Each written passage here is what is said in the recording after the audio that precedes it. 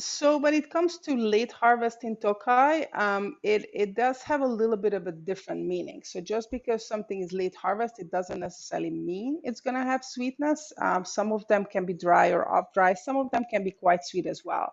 But essentially, you start with the healthy berry, and then it's going to, of course, make a dry base wine for you, which may be, bottled as it is, or maybe used as a base wine for creating the asu.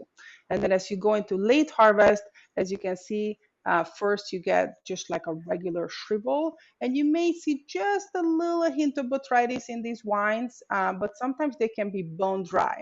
And even when you get to the samorodni level, which is essentially kind of the middle row here and then going into the bottom row. So samorodni actually means as it comes or as it picked. So for samorodni, they pick a variety of different ripeness level berries. So some of them may be even kind of like round and plump, and then others going to have more botrytis on it, and the other is going to be in the middle.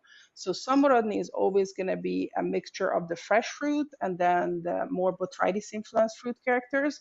And while it can be sweet, it also can be dry. So you either have dry samorodni or sweet samorodni.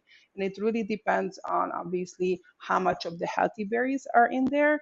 But those can be very, very complex wines. In the past, they also were quite oxidized during the aging process. Samorodni was introduced to a good amount of air. It's not really the case anymore. They make it in a much fresher, more protective style, so those beautiful fruit characters can shine. Before, in the 80s and the 90s, you had Samorodni that was almost a little bit like a sherry in a way, not fortified, but the oxidative notes. That's certainly not the case anymore. So Samorodni has much more freshness.